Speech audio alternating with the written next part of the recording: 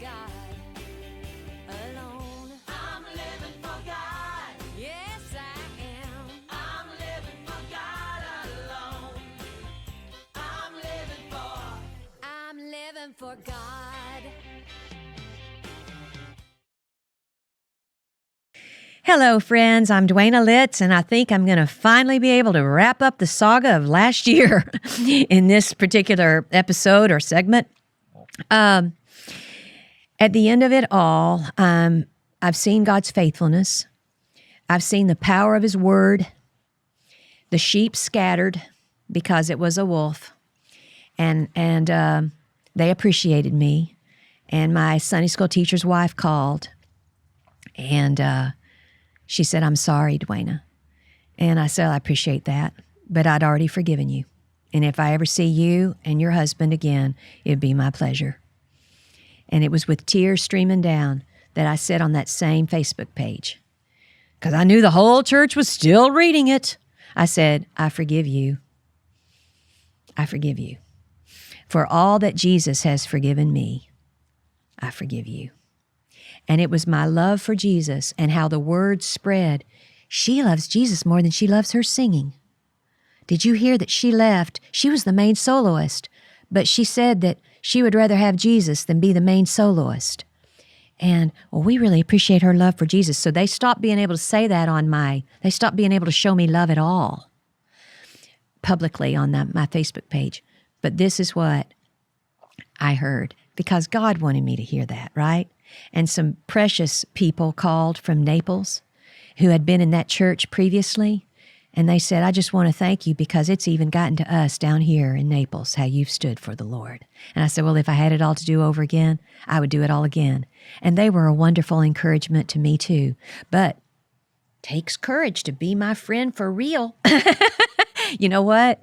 May it never be that I'm not Jesus's friend for real. That's what I got out of this. How about standing up for Him and living for Him when it's not easy? You know, He's never asked me to give up one thing that's ever been, He's never seen fit to take anything away that's ever been worth having. You know, if He takes away friends, He gives you something better. Now, the story doesn't end there. I was really hurt, and I thought, how do I even begin again in church? And what if I get hurt again? So I was in and out of town a lot, and the time came, and I have a friend who said, "Well, I know of a good church. It's about an hour away." I thought, well, I'd visited around, but there was really nothing that seemed right for me. And, I have to tell you something funny. So I thought, though, that this huge church, I really thought it was meant to be. So the stalker thought that I would end up in the huge church as a soloist. So he goes and he gets plugged into the huge church. And that church wasn't a bit more meant for me than anything. It wasn't sound enough. I mean, at the time I thought it was sort of sound, but it's just not for me. Their slogan is where you can belong before you believe. That's not biblical. The church is the bride of Christ, and you cannot belong to it until you believe. And I have no desire for it to be some star in a performance hall. I really don't. When I go to church, it's all about Jesus. I don't want to be in any kind of performance hall church. I really don't. So that wasn't meant to be, but that's sort of funny. And I didn't finish the story. I went to the police, and I said, "I've got a stalker. He's never going to give up," because right before he sent the ring, he had cried again with the orchestra leader, and and I'm like, I've had it with all the tears, and I've had it with how that he's obsessed with me.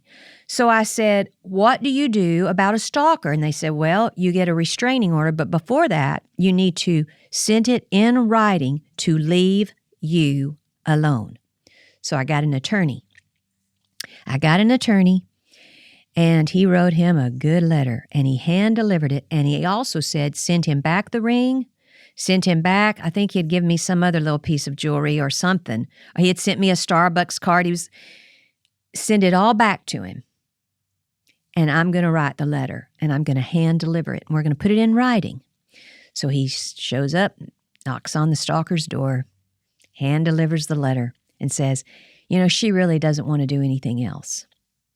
And I don't want to do anything else, so just leave her alone. But it's a shame that I couldn't have been friends. But I told him, if you're going to be my friend, you're going to have to be a normal friend. like every other man in my life who's my friend. He couldn't do it. So the attorney said, you must be a good singer. I said, I'm a good singer. I've sung in church all my life, but I have never known anything like these church people. I mean, I have cameras around my house. I don't live far from the church. People from all over were saying, you better put those cameras up. I mean, it's like, oh my goodness. I was hated. The Holy Spirit in me was hated by that pastor.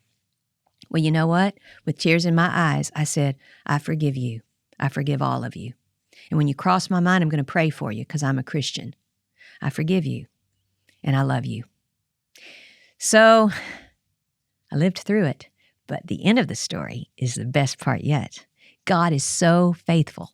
At first, I was going to this, this big church where the stalker ended up, and I was going to sing in it, and I thought, well, this would be fun. I started looking at more about the layers of the church, and just let me say, I'm not going to name that church, but when a guy gets up and all he wants to talk about is his doctorates and he wants to use big words, not only did I not learn anything from the pastor, I didn't get anything out of the sermon, and I don't want that in my pastor. I want a pastor who's humble, and I want a pastor who has a heart for the lost, and I want a guy who's not into being a megachurch pastor necessarily. But I'm so old-fashioned these days, so I thought, well, seems like to me, I kept visiting around and nothing was right. And so when I found out the stalker had plugged into this other church, of course, that's great for the stalker, and I knew that wasn't meant to be. So I'd go to these other churches that seemed okay online, and the answer was no. So I was just about to call my friend who said that he would introduce me to some people out of town about an hour away to find a good church. And about that time, my good friend from the former church, who was my good friend, remember the story when she said, I want to be your friend from Sunday school? Well, she called, and I said, I always want to stay in touch with you.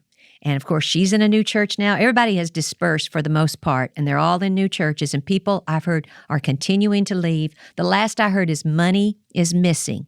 Well, wonder who's taking it. Everybody thinks it's the pastor. I'm so glad it's not my problem. It's not my concern. And it's been a good probably 6 months ago since I said, I was still dealing with all this in December. And I think that it was around December when I said, I don't want to hear about this anymore from anybody. I don't want, and I was finally done with the stalker. Hallelujah. Because when the attorney gave him the letter, that was that with the stalker. No more calls. And I don't care if he's made up another Facebook profile. I don't care. And you know what? If you're listening to this, it's nobody's fault but your own, because you need some psychiatric help because you're a stalker. You could not be my friend. So everybody, it's easy to fault me when do you want me to be driven? God doesn't say that he wants people to drive us crazy in order to be Christians. As a matter of fact, it was Jill Reich, Walter Martin's daughter, who said, Dwayna, you have to deal with it. This is a spirit, the spirit that's out to control you in this guy who's a stalker. I said, I hate dealing with this. She goes, well, you're going to have to. So she prayed for me. That's that with the stalker. When I was done with the stalker, I was done with that church. Thank God. So then I was in and out of town a lot, and I was visiting when I was in town. And my good friend from Sunday school, the one getting back to the story, who said, I want to be your friend, she called just a few weeks ago. And she said, there's a church that I want you to visit. And it's a new church. So I said, okay. So I said, Lord, if I get hurt again, I'm going to go for you. And it's okay if I get hurt again. I love you, and I'm going to go. I'm going to get plugged in to try to find the right church. So I went, and the church was not anything that unique, but it was meeting in a beautiful church building. And it was okay. I mean, it was okay. But again, the music wasn't really me. I'm so old-fashioned. I like the hymns. And however, I went up to the music director, and he goes, I remember you because you do outreach at the Crisis Pregnancy Center. They were using my book for women. And so I thought, well, but then I found the right church, because right after that service, this wonderful pastor starts setting up, and his wife starts playing the most beautiful piano. And I found a new church. And it's my church where God wanted me all along. Friends, we're going to have to stop there. I'll get back to you next time. This is Dwayna Litz, and you're listening to When Satan Goes to Church. Just living for God alone. I'm living for God. Yes, I am. I'm living for God alone. I'm living for God.